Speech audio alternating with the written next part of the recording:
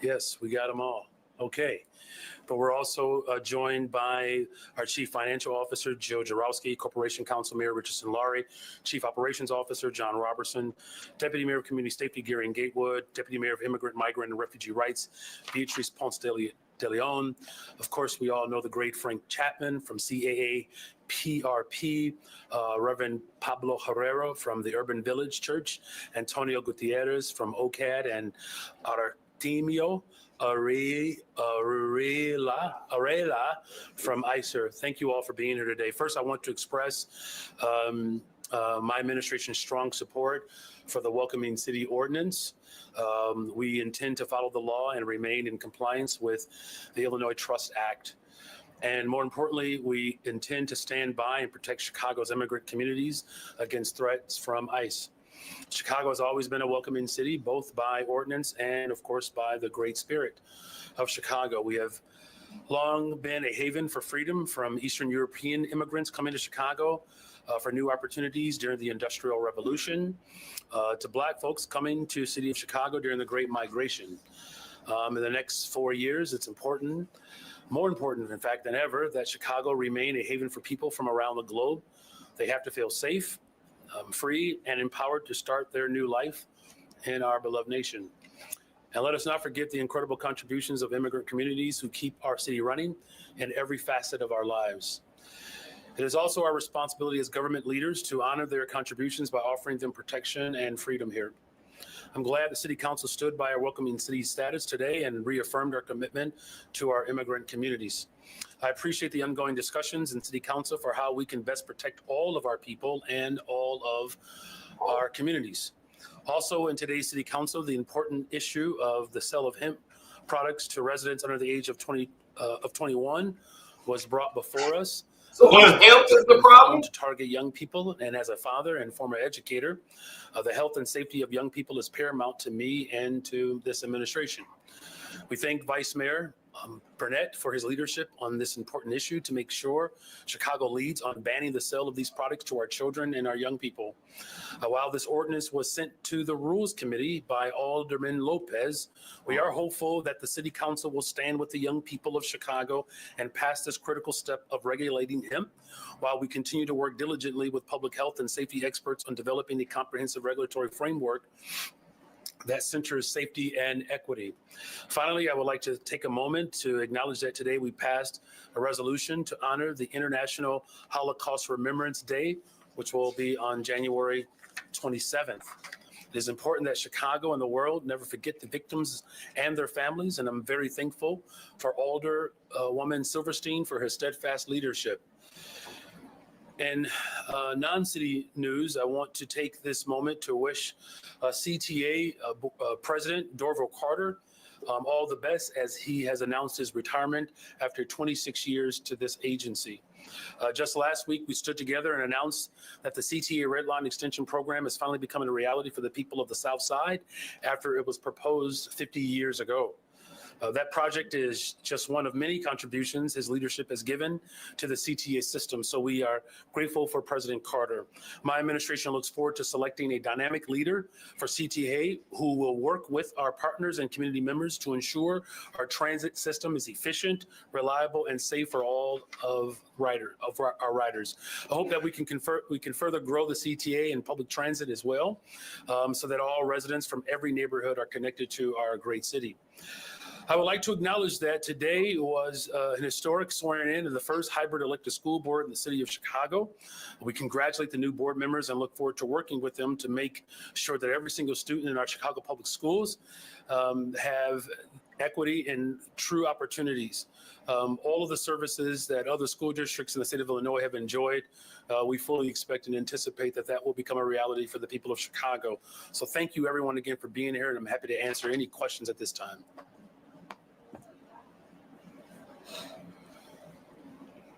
As far as the speed limits, do you support the drop in speed limit from 30 to 25 citywide? And what is your concern about the cost as far as the budget?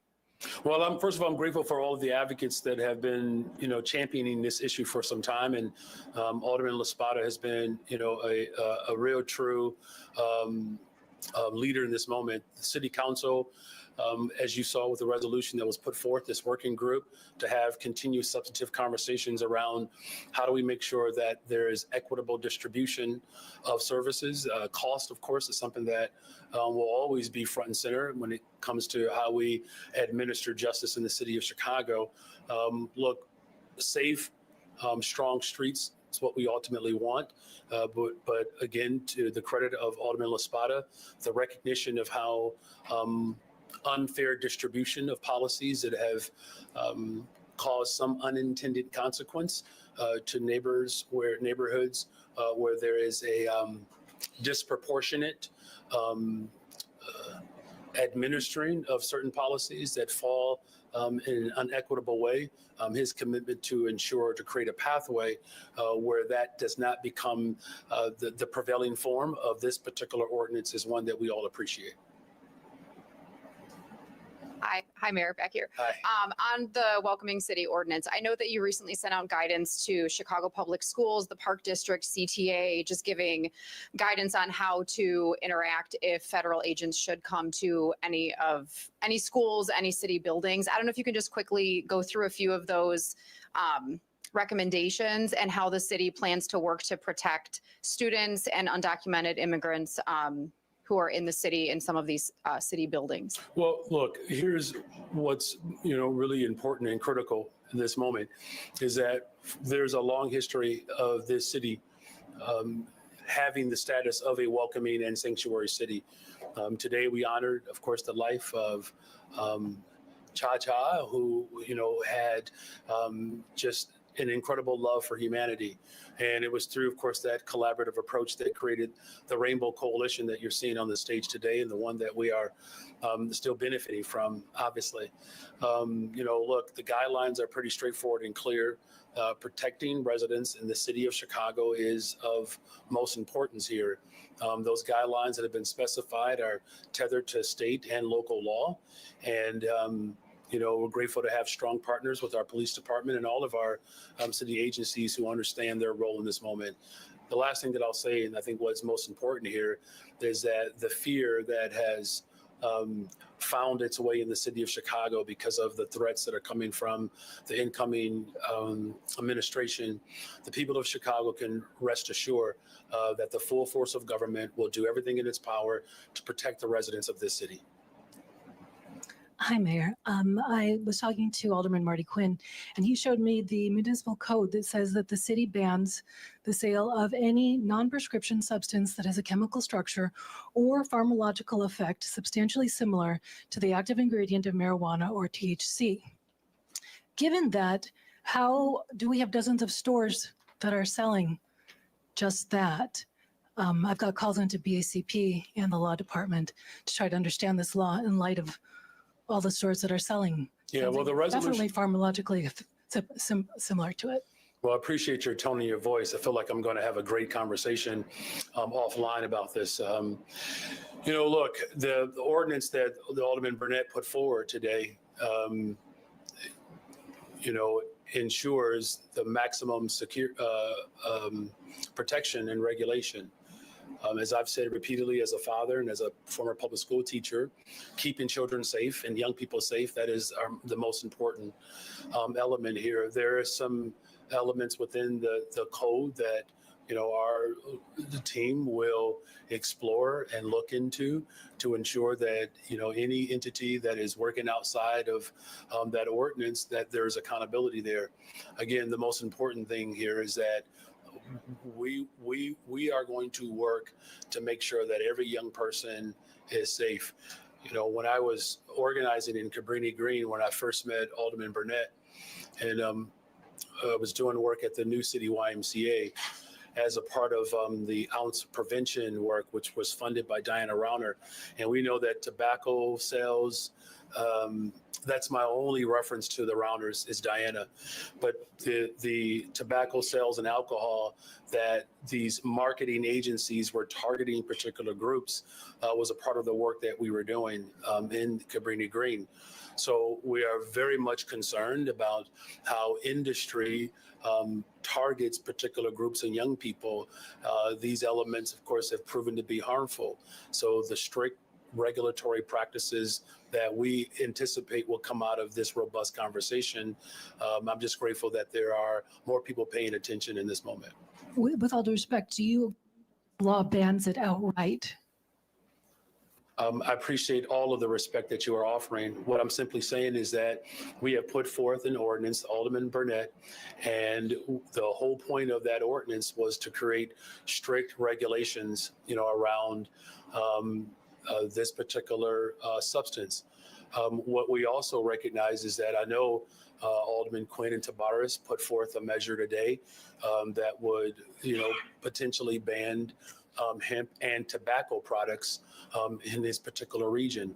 So there's obviously a great deal of exploration, whether it's tobacco, hemp, or any other substance, quite frankly, that I don't use.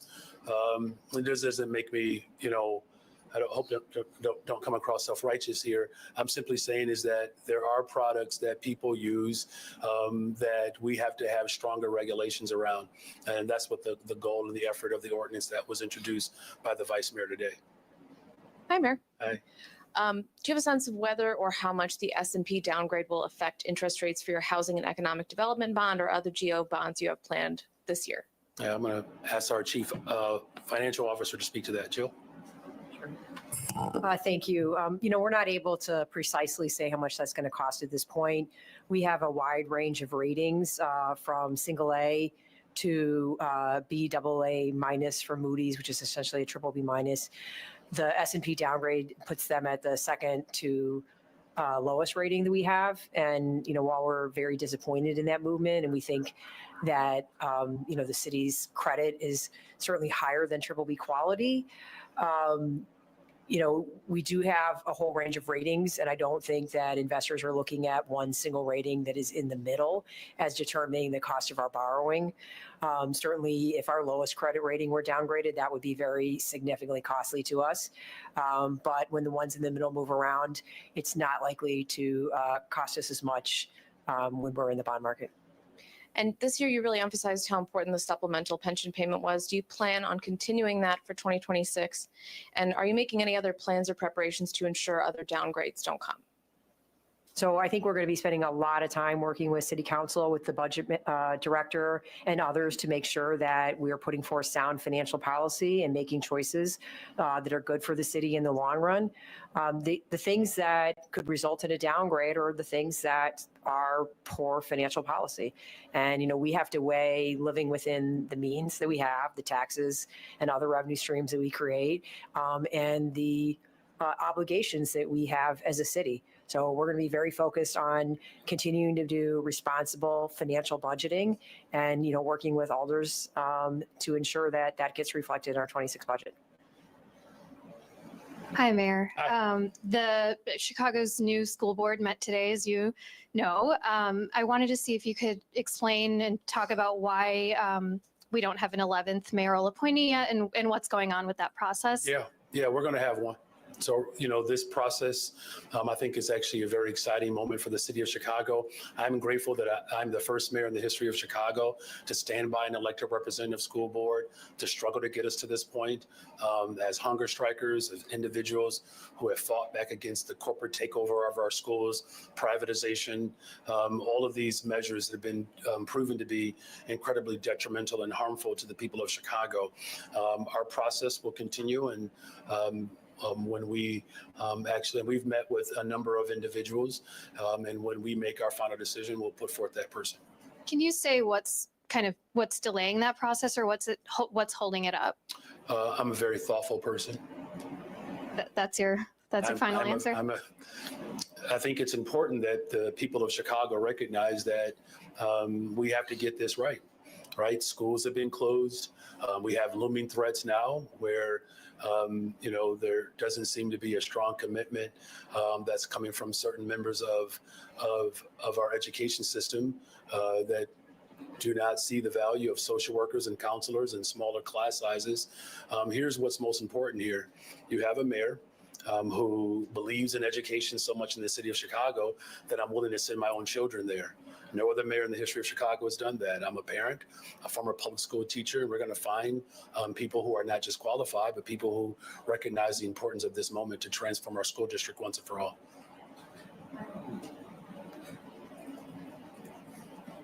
Good afternoon, Mayor. It truly is. Alderman Bill Conway today introduced an ordinance that would give the city council authority to approve CPS board members. Do you think that the state law allows that? And is there any ground you're willing to cede on that? No, the state law does not allow for that. And in terms of the working group for the speed limit, are you wanting to see that working group come up with recommendations before a vote comes back on the actual speed limit proposal? Or do you want, Alderman Lospada wants to bring that back as soon as possible, he said, but. Well, look, I mean, again, as I said before, we appreciate the work that Alderman Lospada has done. And the whole motivation behind this working group was to demonstrate again how we can collaborate together. As you heard, that he spoke very eloquently around ensuring that there is a real equitable lens in which we put forth policy. That's a good thing for the people of Chicago. And I really commend this body. And you saw the resounding support around this working group to come up with, viable options and presentations that maximize safety, but also ensures that equity and justice prevails as well. Hi, Mayor.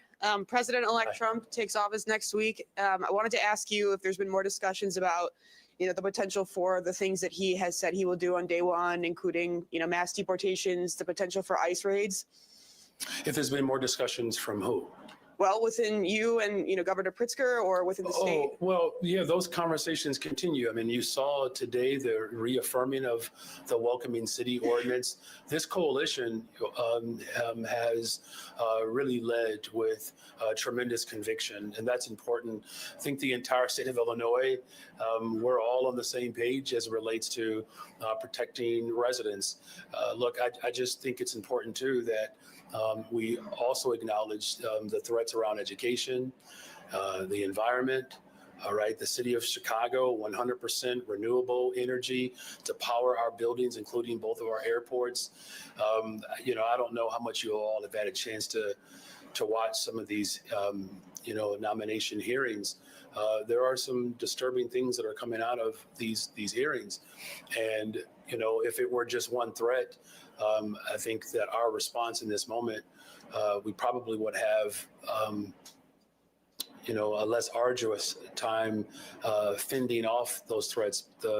But what we do here in the city of Chicago, we recognize that there are multiple lanes of threats that we have to pay attention to. So we will continue to have those discussions with the state of Illinois and with our federal partners as well to ensure that the people of Chicago get maximum benefit in this moment and that all of our residents are protected. We also understand that you're going to be in D.C. this weekend, but you're not attending the inauguration. Can you talk about what you'll be doing and, how you came to that decision? Yeah, well, which decision, to go to D.C. or not to go to the inauguration? Oh, both of them. Okay. Well, the U.S. Conference of Mayors is a great organization. Had a chance to communicate with Mayor Bass and Mayor Cantrell, Los Angeles and New Orleans. Both of these two women are incredible leaders dealing with very extreme and severe circumstances. And so there's a company of support.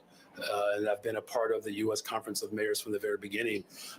One of my motivating factors for attending is that I want to call more attention to a number of things, but particularly behavioral and mental health services.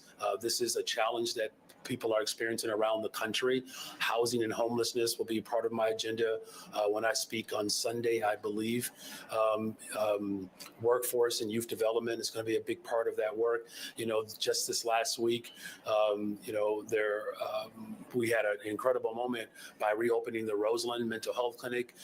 There are people right here that you're staring at who are part of the effort when the Emanuel administration, and quite frankly, every administration after Mayor Harold Washington has cut services resources to mental and behavioral health. So whether it's in Roseland, Pilsen, Alderman Irvin, the Legler Library, really, as the city of Chicago has led the way when it comes to expansion of mental and behavioral health.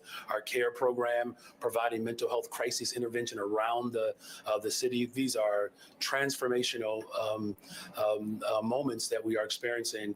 And then, of course, the work that we are doing around housing, building more affordable homes, social green housing, the way we have creatively put together this bond, the largest investment for housing and economic development. I'm going to try to get all of that in while I'm there. And then as far as the inauguration is concerned, look, I have to get back to the city of Chicago to make sure that my kids continue to adjust to having to get up, having stayed up to 4 o'clock in the morning for 2 weeks. And I don't want anybody to judge me. There's not a parent out there who did not have their children up all night during the holiday break. And if you were able to get your children to bed on time during the holiday break, holler at me. Hi, Mayor. Hi. Would you consider meeting with Tom Homan? Look, I appreciate the question. As a public servant, it's my responsibility to show for the people of Chicago. And if there are people who are part of the Trump administration want to have a serious conversation about how we create a better, stronger, safer Chicago, of course, I'm open to those conversations. Look, I'm not, a mean-spirited individual. As we celebrate Dr. King, think about what it was like for him to walk into a room and people called him out of his name. I'm not above that. If Dr. King can sit with individuals that did not recognize his being in his honor, I will sit with anybody, even if they don't recognize my being. How would that conversation go? How would you envision that? I don't know. Maybe start off with a game of Uno. Good afternoon, Mayor. Good afternoon. You said you're open to a congestion tax. Can you talk about why and whether it would make more sense for that revenue to go toward CTA's budget or the city's? Look, I think we're open to all forms of progressive revenue in ways in which we can, be more environmentally sound. As far as the direction of where revenue should go, I think every single person on this that you're looking at today could make the case for revenue to go into a variety of areas. So, without getting too far ahead of ourselves, just know that my finance team, is having regular conversations with members of the General Assembly, including the governor's team, around a host of ideas that we should all consider to make sure that working people's interests are ultimately protected. Do you think it makes more sense? As the city of Chicago continues to grow, we're going to certainly have to have, real conversations about how we make sure that traffic flows in a way that maximizes all of the investments. There's a good reason why people are putting forth this idea is because, we're sitting at, 2.7 million people, almost 2.8 million people in the city of Chicago. Conservatively, 400,000 more people can come to the city of Chicago.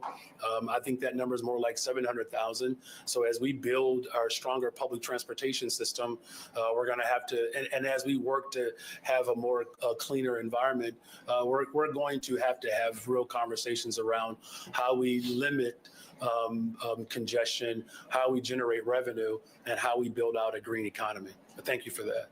Hey, Mayor. Hey. What do you say to critics who don't think that you took the warnings of credit rating agencies seriously enough during the budget process? I did take it seriously. Senate Transportation Committee Chair Ram Villavalam said the phrase "no funding without reform" to us Friday while discussing Dorval Carter's successor and the CTA. What do you think about what he said? Do you agree? What does reform at the CTA mean to you? That's a good question. So we are committed to reform. We believe in it. And our team is going to continue to have those conversations around what reform looks like.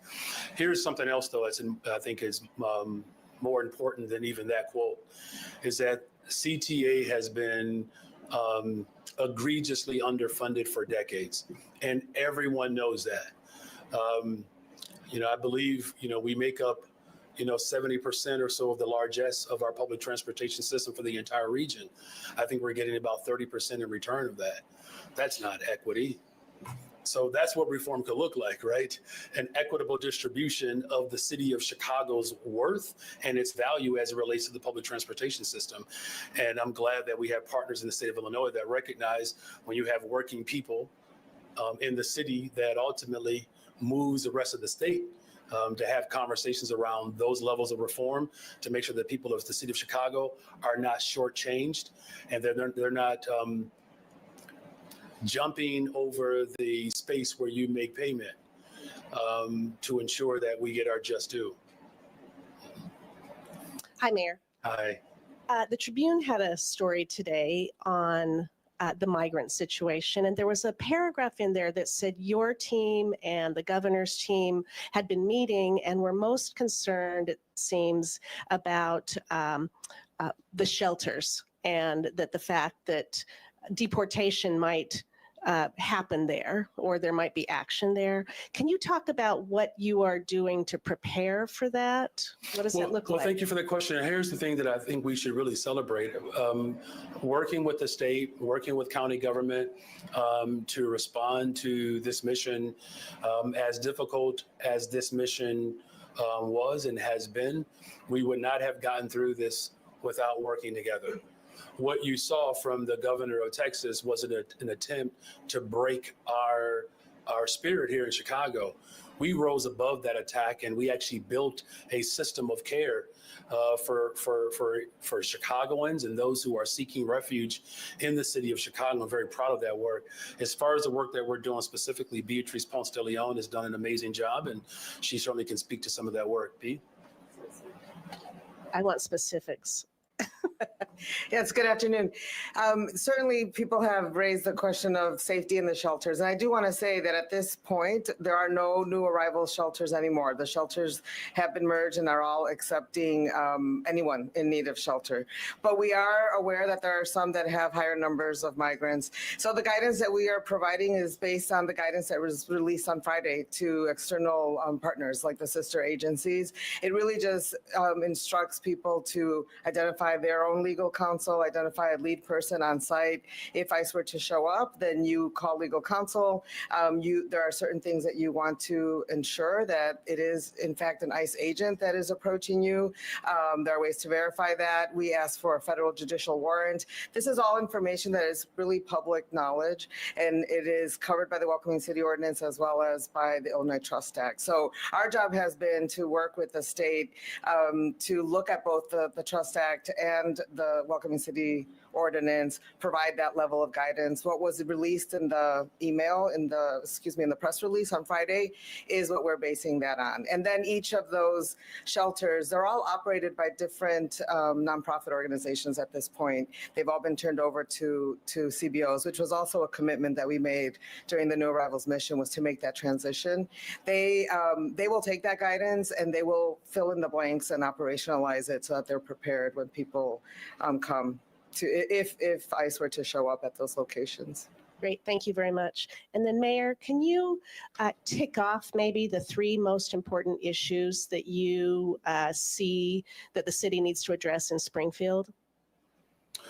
Oh, yeah, sure. I mean, it won't be breaking news. I mean, if that's what you're looking for, I'm sorry to disappoint in that regard. But, look, I've said from the very beginning, education funding is important, particularly around the needs for transportation within our public schools, bilingual education, special education. We've had these conversations and established this framework with the governor, with the Senate president, with the Speaker of the House and other members. So that frame has already been established. You heard one of your colleagues speak about transportation. So that is top of mind for us. Clearly, there's a emerging area where there will be a lot more attention around hemp in particular. And look, there are some other, elements that, that we will also discuss, but had a great conversation with the metropolitan mayors, and grateful that can't believe I'm about to say this, but I'm following in the footsteps of Richard M. Daley as a proud member of this conference of mayors. And we had a conversation around LGTF. Many mayors were not aware, like our, city, that the grocery tax in particular will be repealed. And so it's not just the city of Chicago, but there are a band of municipal leaders that recognize whether it's revenue, education funding, all of these local municipalities are dealing with very similar challenges. So that's, top of mind for us, and, grateful that there are mayors all over the state of Illinois who recognize that our share of LGDF, which once upon a time was 10%, that is woefully underfunded. So these are our tax dollars that the municipalities are essentially generating, and the state has ceased control of those appropriations. So there will be a very rich and robust effort from municipalities, including the city of Chicago, to ensure that local government receives its fair share. Hey, Mayor. Hey. Happy first city council of 2015. Yes, that's right. 25. This has apparently been going on so long, I'm already drifting. Well, at least you were listening and caught it. Somebody did. Thank you, Heather. Going back to the 11th school board member, it was my belief, and correct me if I'm wrong, that you were supposed to have appointed that person by today. Can you tell us how close you might be, and do you have a list of finalists that you're, trying to get down to one? So there have been a number of individuals that have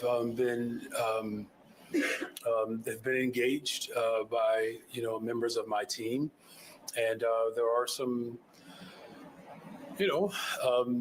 interesting candidates that have emerged. One of the things though that I can say in terms of how close we are, what's most important for my team is getting it right. That's all. And look, I'll just be incredibly vulnerable here. It's a hard job. It is a hard job. It's a new position. The expectations are high, and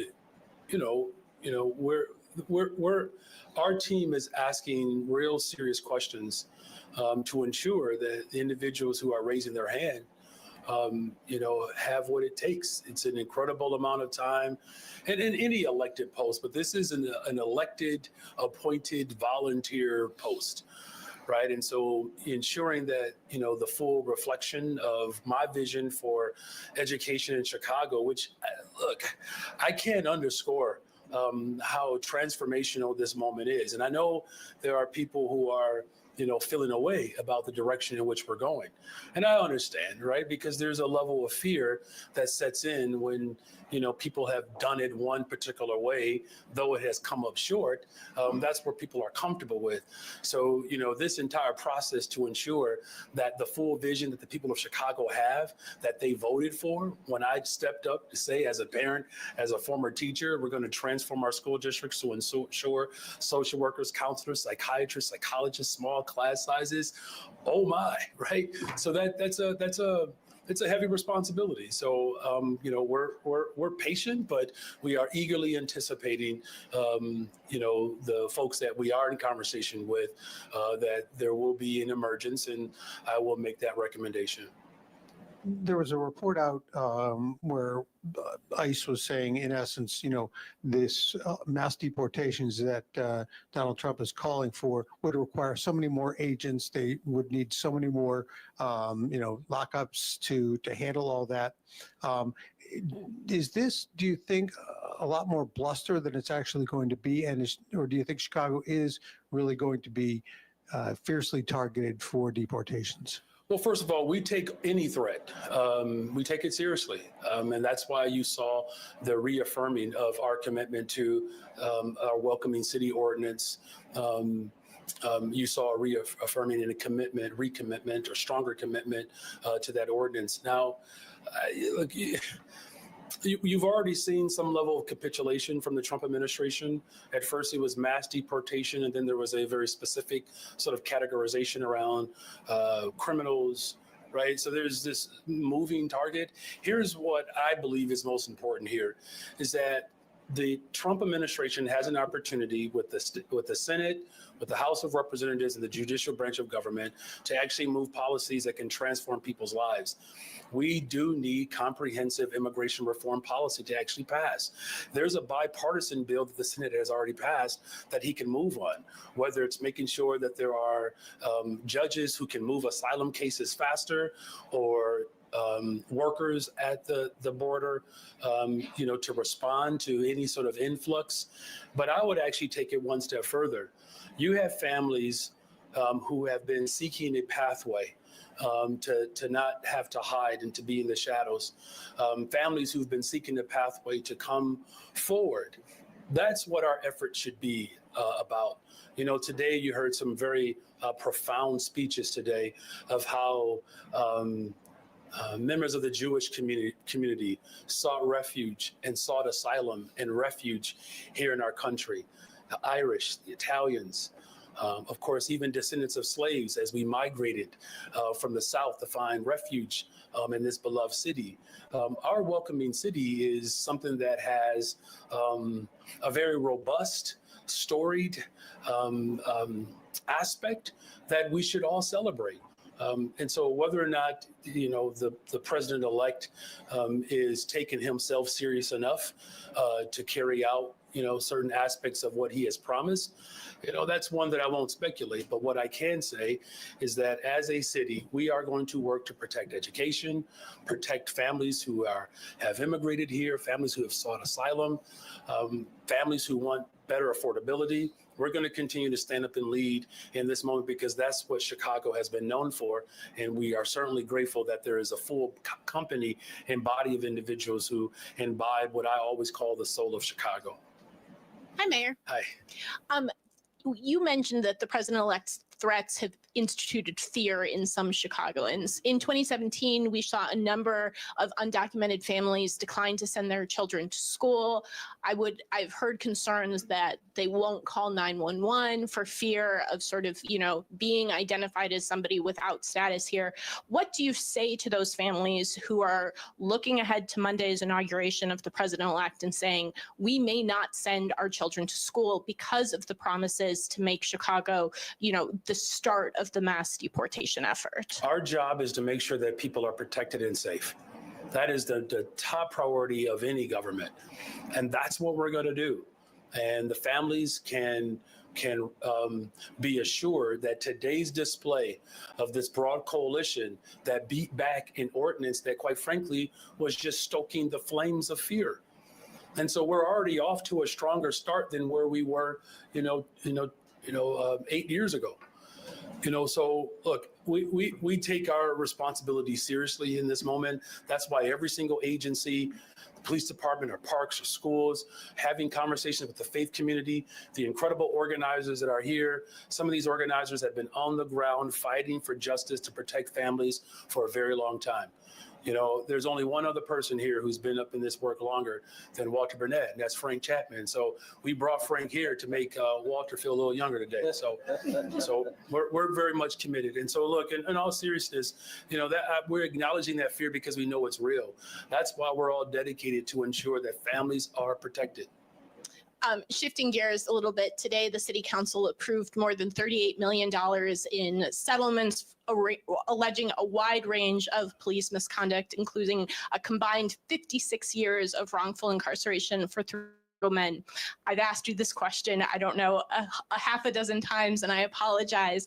But when people see the headlines that I'm writing and that my colleagues are writing, how can they trust the Chicago Police Department that this sort of misconduct isn't continuing to occur? The relationship between law enforcement and the people of Chicago, and particularly the Black and Brown community, has been frayed and has been broken under my leadership. And I appointed Superintendent Snelling with the sole purpose of building constitutional policing. And many of the new officers he has trained over the years. Look, this is not an excuse, but some of these cases that were settled today, occurred in 1992. One of them in particular. These wrongful convictions, predate for the most part, all of us. Alderman Burnett was elected in '95, right? So some of these were here before one of the most senior members, and I say that with a great deal of humility. The fact that Alderman Burnett has been serving as long as he has, and we are settling cases that predate his seniorship, really speaks to where we were a generation ago. Now, look, have we eliminated all acts of bias and prejudice within our institutions, whether it's our education system, whether it's our healthcare system or police system? No, we have not. Is that the work that we're all committed to doing? Yes. And so I think to your question about, when people read the headlines, again, not an excuse, but this stuff predates us. I was a sophomore, a freshman in high school.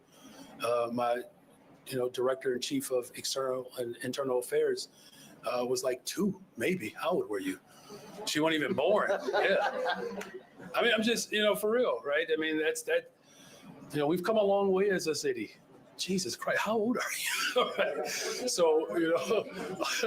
So, yeah, I mean, I just, the hope is that people recognize that we have put forth real, a real concerted effort to build those relationships, restore those relationships, and then unfortunately respond to just decades of oppressive regimes that cause real tremendous harm. Your Honor. Yes, sir. I understand if it's a scheduling conflict for the inauguration, but if you need tickets or Uno cards, or I might know a guy. That wasn't a question, so you don't have to respond. But you said you're willing to speak with anyone at the federal level who's willing to make Chicago a better, stronger, safer place. I'd venture to say that maybe the definitions of those words are where the contention might arise. Is that something you'd be willing to compromise on if they had different definitions of the words better, stronger, and safer? Yeah, that's a fair question. Look, there are differences on better, stronger, safer, right? There are differences. Here's where I do believe that there are opportunities. We spoke of this earlier. I know one of your colleagues asked, a question about how we are rated. Our investment for economic development, our goal is to build, more affordable homes. We're going to do that. We're going to create more entrepreneurs. We're going to grow businesses. These are things that, when we talk about having an economy that is better and stronger, that ultimately creates safer communities, those are opportunities for us to have real substantive dialogue around how those investments can grow and expand in our cities. The gap between Black and white families in terms of earnings, it's abysmal and embarrassing. White and brown families, for every $1 a brown family in the city of Chicago earns 8 cents. For every $1 a white family earns in Chicago, a Black family earns 1 cent. 1 cent. When you think about the accumulation of wealth, the median sort of accumulation of wealth for Black families in Chicago has reached $0. Do you understand how discouraging it is every single day to wake up to barely break even? Reminds me of, a song from The Wiz, you can't win, can't get out the game, right? And that's essentially what too many Black families have experienced. You get up every single day, you work hard, you're looking to pass generational wealth, and in your best effort, you hope that you can reach zero. That if you can come out of the situation not owing anybody, that is considered a good day. We have put forth an effort in the city of Chicago and with the help of the Black Caucus, calling for reparations. The president-elect, we have a sit down, have a conversation, over any game, Connect Four, Uno, whatever. We could talk about reparations and building economic development within our communities and creating a pathway to sustainability through home ownership. You saw the last week, we were pounding for the federal government to respond to the floods that we had in 2023. We brought $432 million back to the west side of Chicago and for parts of the south side who experienced flooding to have their homes restored. We worked hard, even when people didn't know that we were working hard. Probably anyhow, there are opportunities to have real conversations around what investment means and what better, stronger, safer means in Chicago. The last thing that I'll say to that is this: you got to trust the people who live in the city. You can't come in here and impose. I think imposition in this moment is the wrong way to lead. And that's what we have worked to do, is in a collaborative way to ensure that every single voice is heard. So, I'm going to remain optimistic about our opportunities at the state level, at the federal level, and hope that others recognize that as mayor, I have demonstrated a commitment to invest in people. That's how you build better, stronger, safer. And at least we have some agreement and some consensus around investing in people translates into better, stronger, and safer, then we're off to a good start. Seems like a Kerplunk guy to me. Or not sorry, though. I don't think he'd play sorry. But if you were playing Uno with Tom Homan, what stacks? Stacks. Pogs. Stacks. Stacks. What? Yes. What? How would you? What would you describe him? How would you speak to him about the legacy of Cha-Cha Jimenez? And does the Welcoming City ordinance, while it includes all people, does it also include coyotes? Well, let me just say this. So, I mean, first of all, the Rainbow Coalition, that we spoke of today earlier, there's beauty and joy in knowing that there was an entire generation committed to ensuring that city council would reflect rainbow, and it does today, right? A substantial expansion of people of color and Asian American, LGBTQ community is represented. I mean, it's a remarkable testament to how important it is to remain committed to justice, even when you are met with overwhelming opposition. There was some discussion and debate today about how we should engage with one another. I actually think it's quite apropos that at a time in which we are experiencing some of the most visceral resistance to progressive policies, that people have shown themselves to not just be reticent, but resistant to the very ideal in which we are standing on today. And so that's why I'm very much motivated by whether it was Chairman Fred or Cha-Cha or Dr. King or William Beavers, who recognize that a rainbow coalition is the surest way to justice in Chicago. I would tell that story. Look, Chicago, and we deal with a lot. We're tough. It's one thing when you have to, prepare for cold weather. It's another thing when you have to look out for coyotes. So, to me, it's just like with everything else that I've experienced as mayor of the city of Chicago, whether it's wildfires and smoke coming in from Canada or what is the city's called? The caseta, what are you trying to say? Cicadas, thank you. Or coyotes, we're responding to everything. But stay safe out there, you all. Cicadas last game in 2015.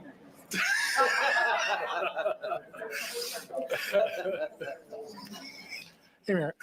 So Bally's wants a property tax break, 12 years. They say, they need it to get going on that project. You apparently appear to have not at least signed on to support that yet. They introduced it today without your support. Why haven't you supported that? What's the opposition? Do you think that you could eventually support it?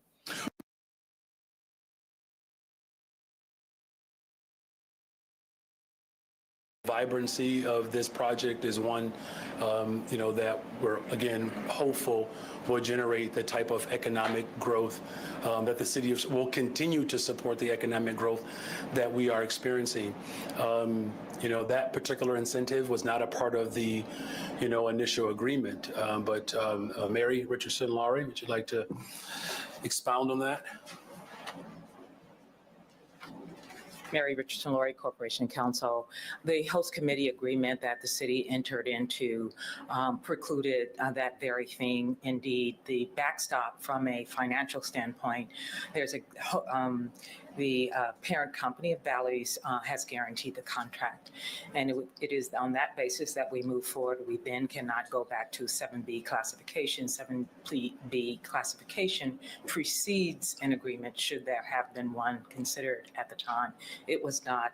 Indeed, it was specifically excluded. I assume that this has been communicated to Bally's, right? And they still went forward with it today. They spoke to labor, they're in support. They say this isn't controversial, let's get it going. Are you fearful that even despite your opposition, despite what you're saying now, that this is still going to move through the city council? We are obligated to operate within the bounds of the host committee agreement, and they are as well. We anticipate all parties to honor said agreement. Thank you. Thank you, Mary. Thank you for that question. Mayor Johnson, we see in LA how an incompetent mayor can burn a city to the ground. A lot of Chicagoans are telling me that they fear that you're burning Chicago to the ground financially, and the S&P downgrade is proof of that. You say that you're surrounded by the greatest financial minds in the country, yet your vice mayor, who's standing right next to you, Alderman Burnett, is a convicted bank robber.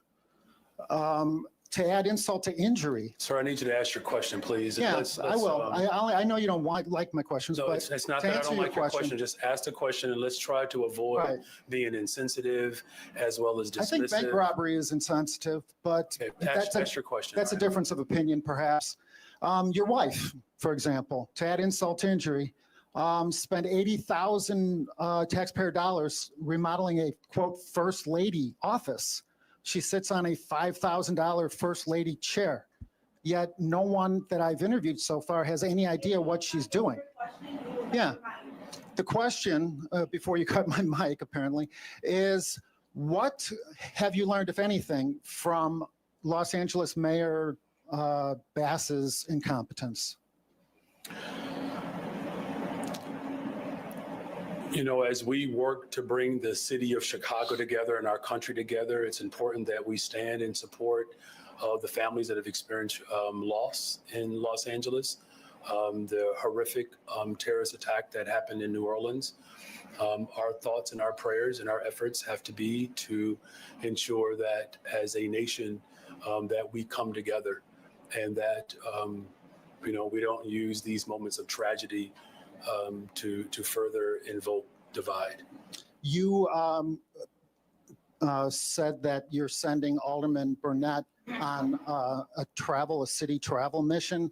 Can I ask what that mission is, where it is, how much it's going to cost the people of Chicago, and what is the presumed benefit of this travel mission? Yeah, the mission is to build a better, stronger, safer Chicago and to invest in people. But where is Alderman Burnett going? And yeah, well, I'm just wondering, I mean, can we know where he's going, how much this is costing Chicago?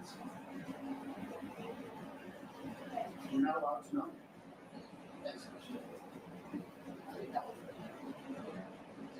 So speaking of reparations and other Holocaust, multiple sources maintain that none of that $500,000 that was budgeted for studying up instead of paying up on reparations has been spent. So what's happening with that? What's the real lowdown about that? Yeah, thank you for that question. So right now, our chief equity officer has been leading the effort with community partners to formulate advisory committees that will help instruct and guide those efforts. And so we expect these committees to be ultimately established in this first quarter. Okay. And this is a question from your constituents. So it appears that you're willing to be put up under the jail for ignoring the 1798 Alien Enemies Act, which was last applied by Harry S. Truman. So they want to know why you're more willing to go to jail for that than to go to jail for paying up on reparations. Well, you know, again, we've made a commitment to how reparations will look in this city, you know, and there are a lot of laws that were passed during that time that you're referencing that would not have permitted this stage. So any law during that time period is subject to change, and any amendment during that time was subject to change. And this is a special shout out to my son who's in finals right now for his AP government class, as he has to remember all of our amendments. All the best, Owen. Well, good luck on that. Thank you very much. Okay, no problem. One quick final question. How come everything that has to deal with hemp Hey, Mark, respectfully, you already asked your 2 questions. So if you come back next week, we'll get a chance to engage again. Okay. Thank you. Please. Hi, Mayor. All right. Thank you. I was wondering what your reaction is to news of a tentative ceasefire agreement between Israel and Hamas, and do you have any concerns about how incoming President Donald Trump's administration will oversee implementation of that agreement?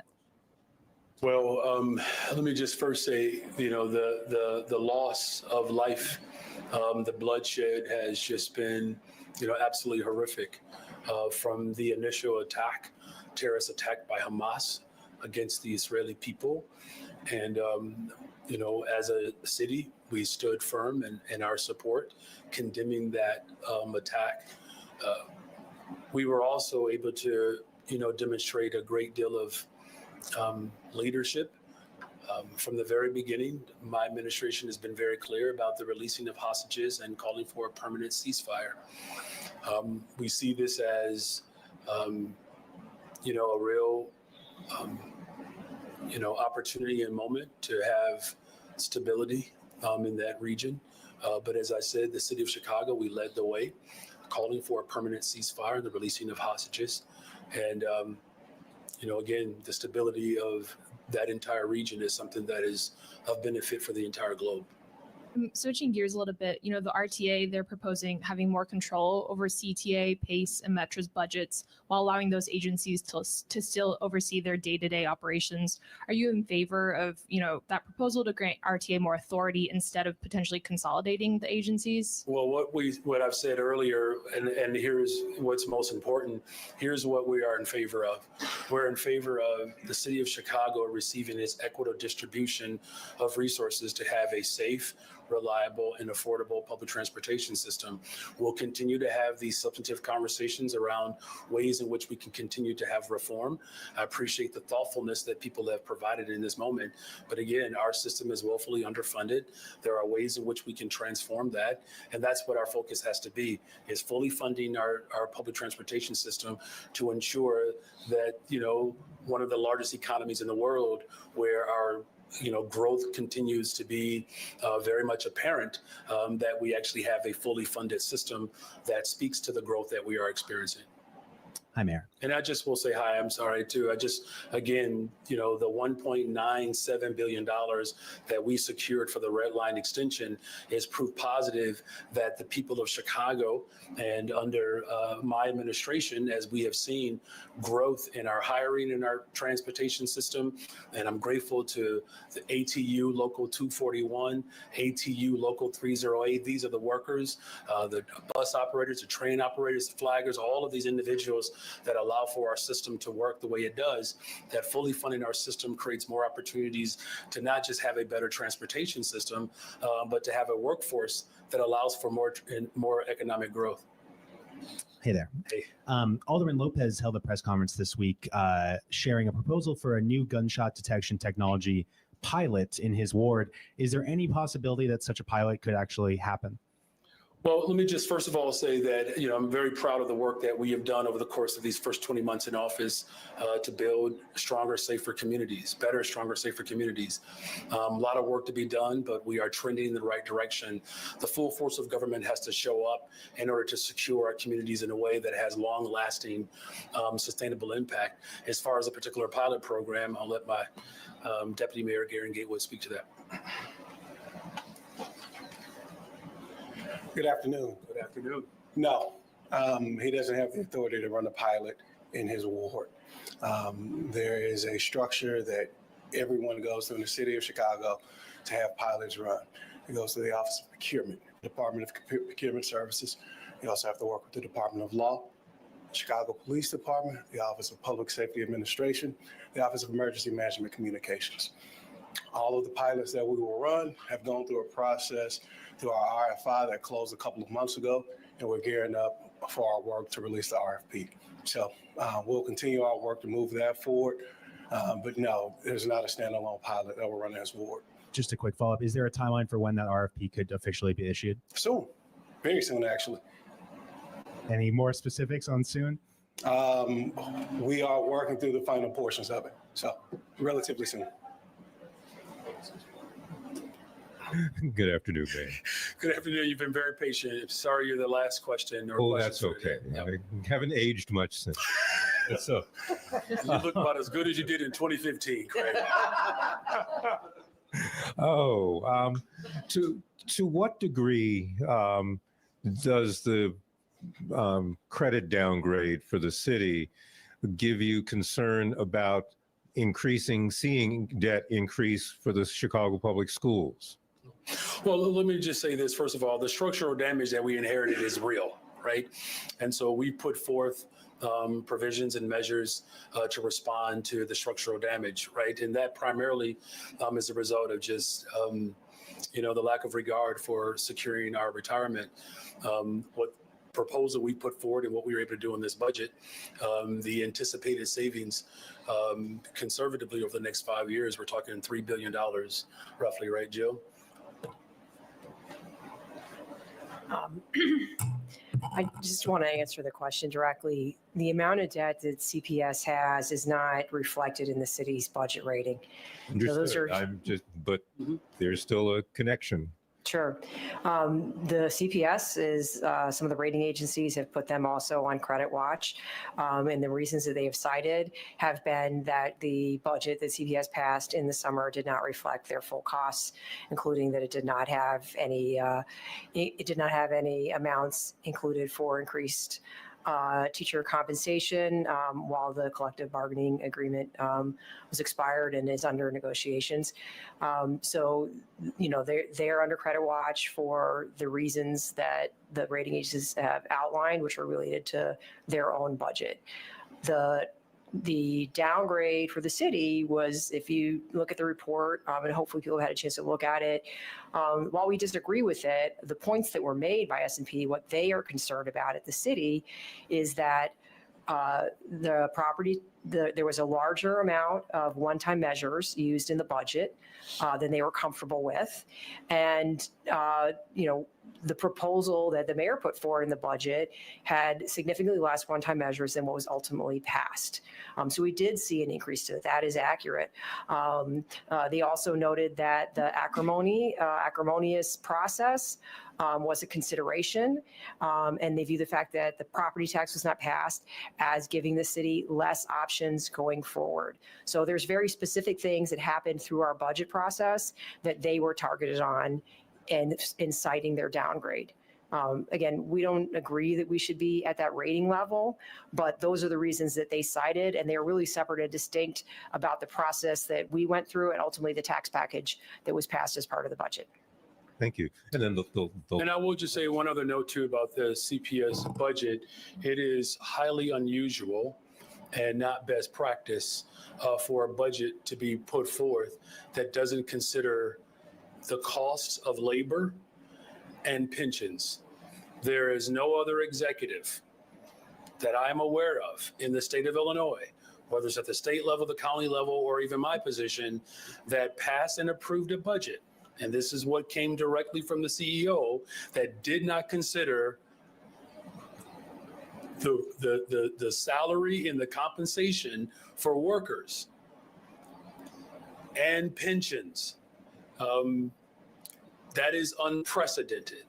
In fact, we do know that the largest portion of any budget ultimately comes down to salary and benefit. To put forth a budget without that consideration is not only inconsiderate, but it is irresponsible. Then let me just follow up on that directly. How confident are you that, given the configuration of the negotiations and everything else, that the CPS is going to be effective in coming to some kind of agreement anytime soon? Here's where there's alignment, and thank you for this final question of the hour. We'll be signing off here soon until next time. There is something that is quite powerful that I just want to lift up. You have Board of Education members. You have folks in our labor partners, as well as the mayor's office, all aligned around what children and families need in this city. And there's one individual that has decided that against the wishes of the people of Chicago, that they're going to work to disrupt what has been an alignment that the people of Chicago have wanted for a very long time.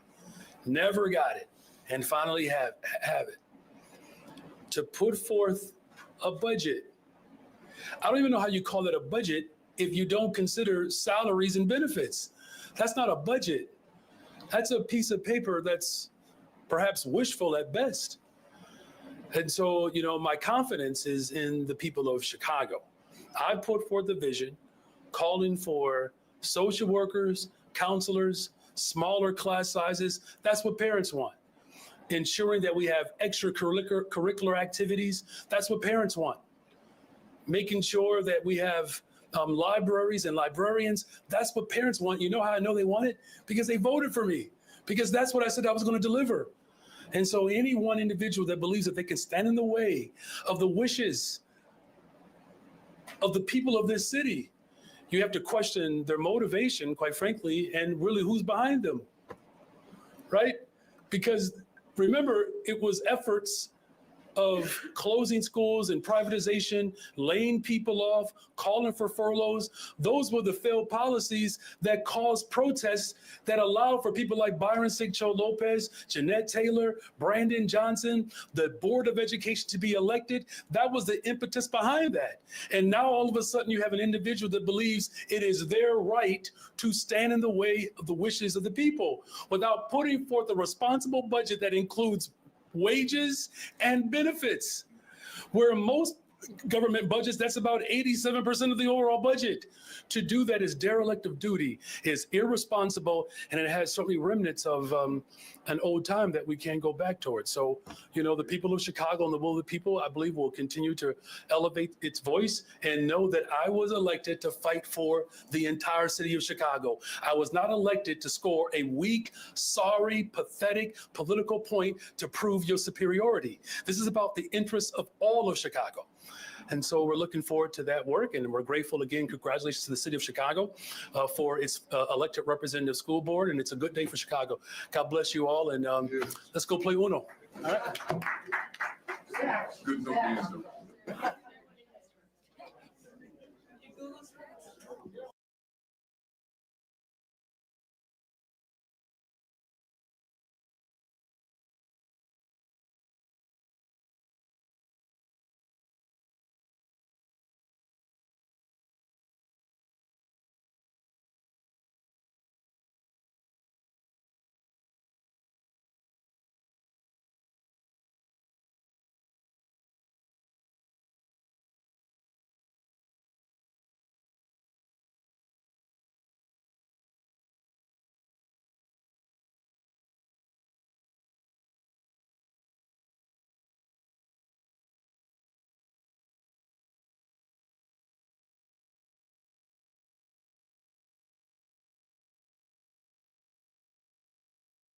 Beautiful, beautiful, beautiful. Now he told us all we need to know, right?